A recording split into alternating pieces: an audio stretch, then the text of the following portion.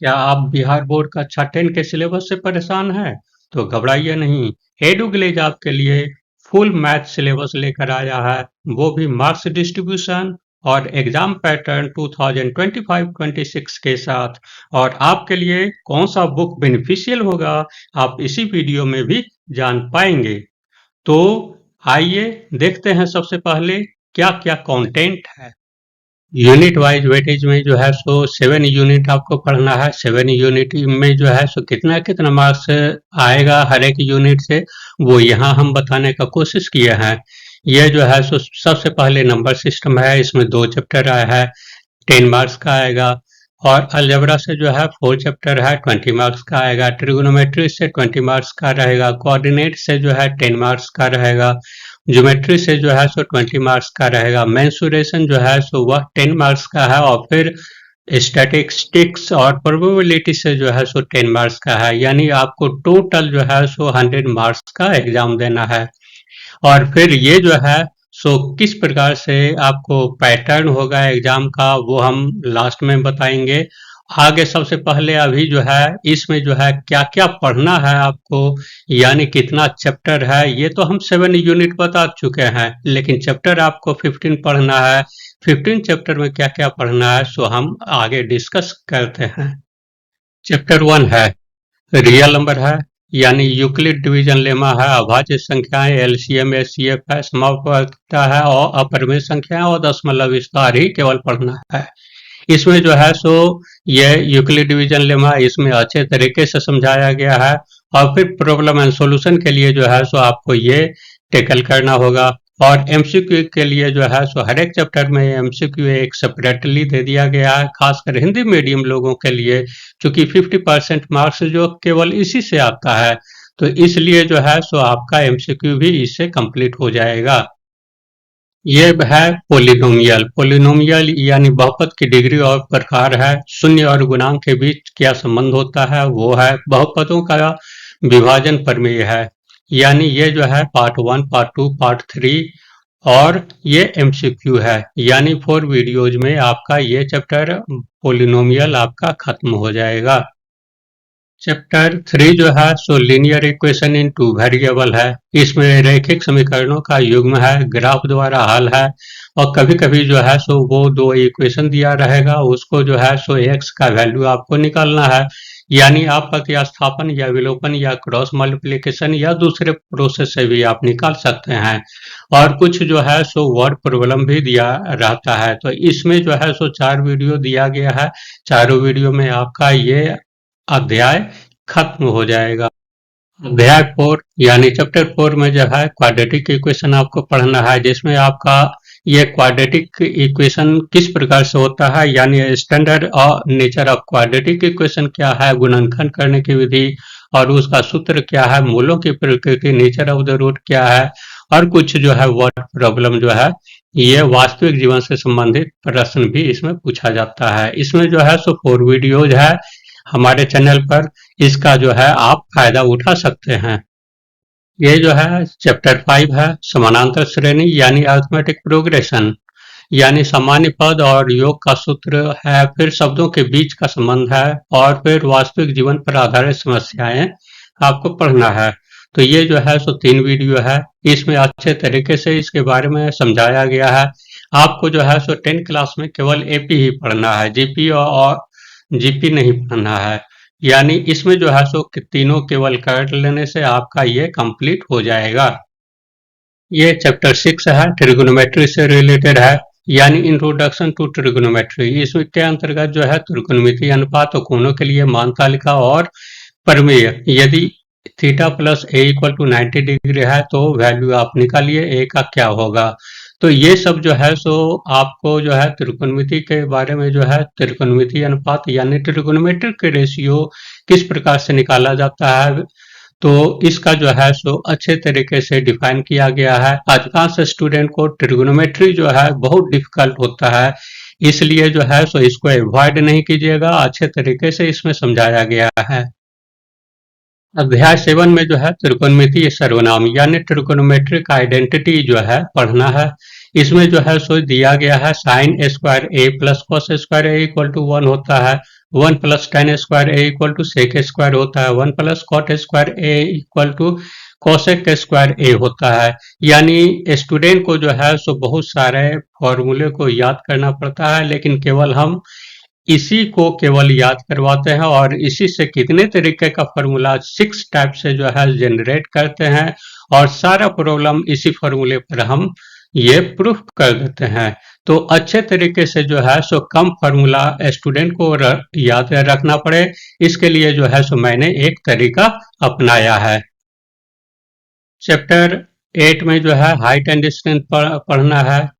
ये angle of elevation और angle of depression आपको जानना है, त्रिकोणमिति का उपयोग करना है और उसमें जो है कुछ कुछ कंडीशन जो है 6-7 टाइप का जो है वो आपको ड्रॉ करना पड़ेगा, सीखना पड़ेगा। कौन कौन सा ग्राफ जो है सो कैसे बनेगा वो आपको जानना है। ड्राइंग बनाना है और ड्राइंग बना करके अगर ड्राइंग आप समझ गए हैं तो आप अच्छे तरीके से उसको सॉल्व कर लीजिएगा। सारा प्रॉब्लम जो है वो आपको इसी से कवर हो जाएगा। चैप्टर 9 जो है सर्कल है, वृत्त की मूल बातें और स्पर्श रेखाएं और एक बिंदु से दो स्पर्श रेखाएं। यानी स्पर्श रेखा यानी टेंजेंट कहा जाता है। टेंजेंट की ये क्या होता है, ये कहाँ से ड्रॉ परपेंडिकुलर करेंगे तो बाइसेक्ट करेगा, या एक्सटर्नल पॉइंट से कितना टेंजेंट ड्रॉ किया जाता है सर्कल पर, वो जो है सो आपको जानना है। बराबर ऑब्जेक्टिव क्वेश्चन में ये सब सारे चीज जो है सो आता है, इसलिए जो है सो ये जो है इसके रिलेटेड जो है सो कुछ थ्योरम भी है, उसको भी आपको जानना जरूरी है। अध्याय 10 में जो है so tangent of the circle है, यानी स्पर्श रेखा की लंबाई, स्पर्श रेखा एवं त्रिज्या का संबंध है। यानी जो है सो वृत्त पर आधारित जितने भी प्रश्न है सारा हल जो है सो इसमें आपको मिल जाएगा। यानी टेंजेंट से रिलेटेड जो है क्वेश्चन सारा आपको सॉल्व हो जाएगा। चैप्टर 11 में कंस्ट्रक्शन है। कंस्ट्रक्शन में दो तरह का आपको है, समरूप त्रिभुज बनाना और स्पर्श रेखा का निर्माण करना। यानी सर्कल आपको बनाना है और उस पर जो है सो टेंजेंट आपको खींचना है। यानी हमारे चैनल पर जो है सो ये जो है इसमें जो है सो डिस्क्रिप्शन में जाइए और इसमें सभी प्लेलिस्ट दिया गया है। और अगर तुम्हें पर किसी टॉपिक का जरूरत है और तो डिस्क्रिप्शन में जाकर तुम उसको देख सकते हो और वहां पर तुम्हें टोटल एमसीक्यू का भी प्लेलिस्ट मिल जाएगा। ऐसे अभी जो है सो राइट कॉर्नर में यहाँ पर जो है सो डिस्प्ले हो रहा है आई बटन, इसको भी पिकअप कर सकते हो। चैप्टर 12 में जो है so area of the circle पढ़ना है। उसमें जो है सो अधिकांश स्टूडेंट को सेक्टर और सेगमेंट में जो है सो बराबर कंफ्यूजन होता है, तो इसमें जो है सो अच्छे तरीके से डायग्राम से उसको समझाया गया है जिसमें स्टूडेंट को कोई भी कंफ्यूजन नहीं हो, एकदम विदाउट कंफ्यूजन जो है वो सीधे जो है सो टॉपिक को मैटर को ग्रैस्प कर ले, इस प्रकार से आसानी से इसमें बताया गया है। मेंसुरेशन है। मेंसुरेशन में जो है सो सरफेस एरिया एंड वॉल्यूम आपको पढ़ना है। इसके अंतर्गत जो है सो डिफरेंट जो है सो 3 डायमेंशनल ऑब्जेक्ट है, जैसे घनाभ हो गया, बेलन हो गया, शंकु हो गया, गोला हो गया और फ्रस्ट्रम हो गया। यानी कहने का मतलब है ये सब आयतन जो है सो एक दो ऑब्जेक्ट को जो है सो मिला करके तीसरा ऑब्जेक्ट बनाना है, तो आयतन में जो है सो कोई डिफरेंस नहीं होना चाहिए। यानी ये दोनों को मिला देंगे तो इसी के बराबर आना चाहिए ये शेप, तो इसको याद रखिएगा, बराबर ऐसा क्वेश्चन पूछा जाता है। कभी कभी जो है सो ये 2 बार ऐसे पूछा गया है, फ्रस्ट्रम शब्द का उपयोग किया गया है, बाल्टी वहां नहीं कहा गया है, फ्रस्ट्रम कहा गया है। इसलिए जो है सो ये अधिकांश स्टूडेंट उस क्वेश्चन को टेकल किए ही नहीं है, उसको छोड़ दिए हैं, क्योंकि वो फ्रस्ट्रम अननोन शब्द था।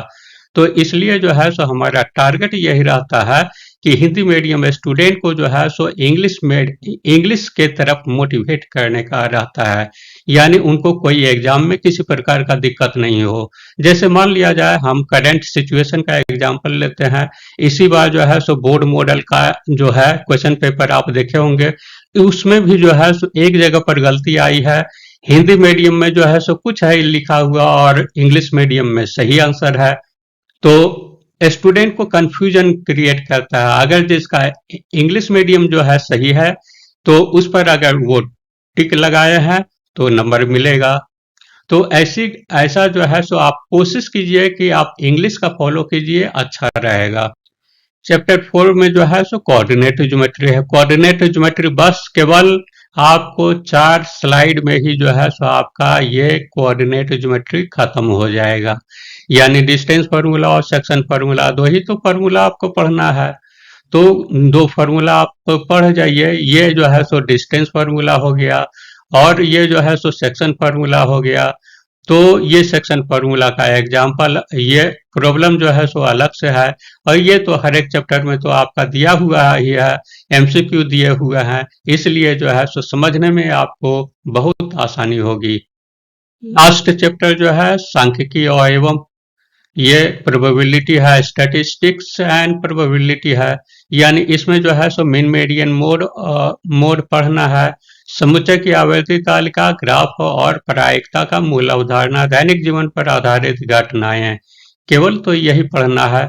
यही 5 वीडियो में जो है सो आपका कवर हो जाएगा। देखिए यहाँ पर ये मीन के बारे में बताया गया है, ये इसमें जो है सो मीडियन के बारे में बताया गया है, और ये जो है सो बहुलक है यानी मोड हो गया, ये ग्राफ हो गया, और ये प्रोबेबिलिटी है।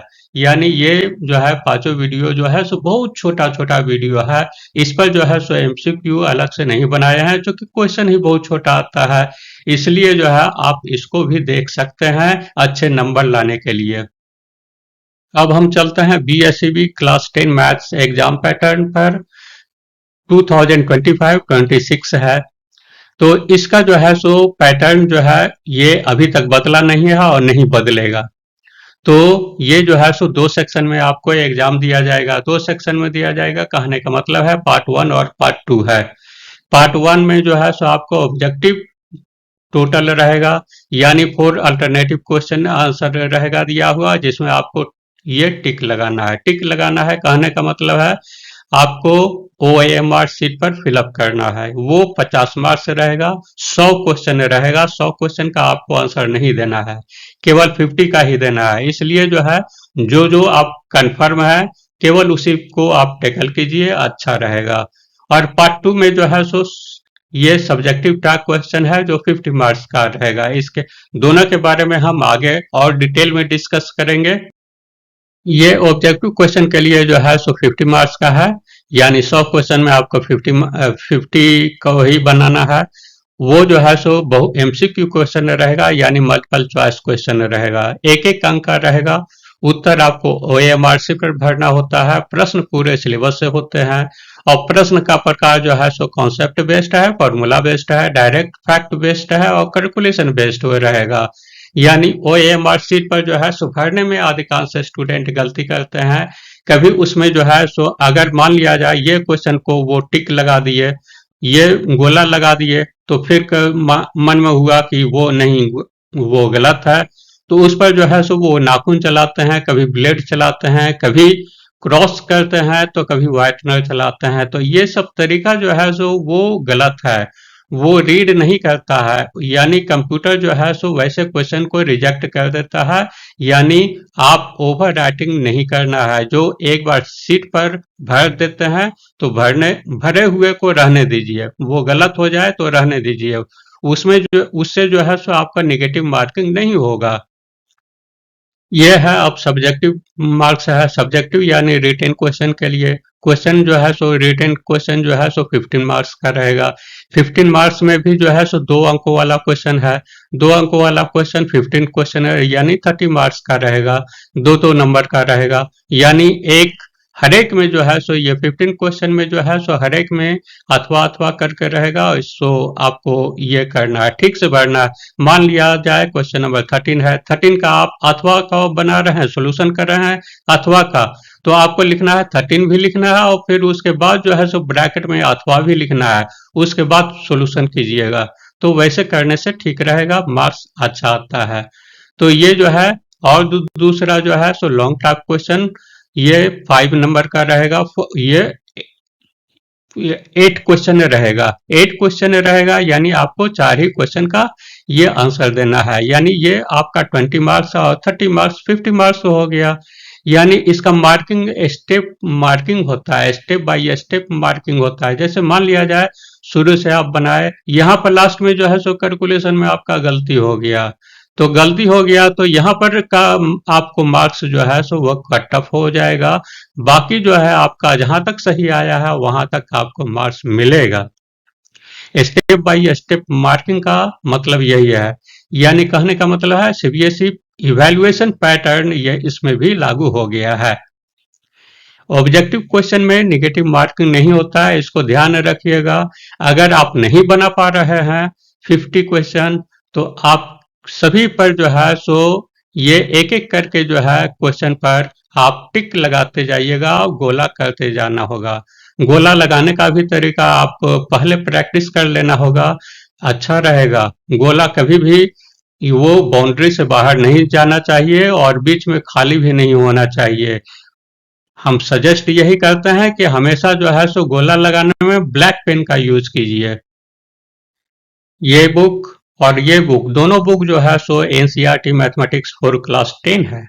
अंतर केवल यही है, ये हिंदी में है और ये इंग्लिश में है।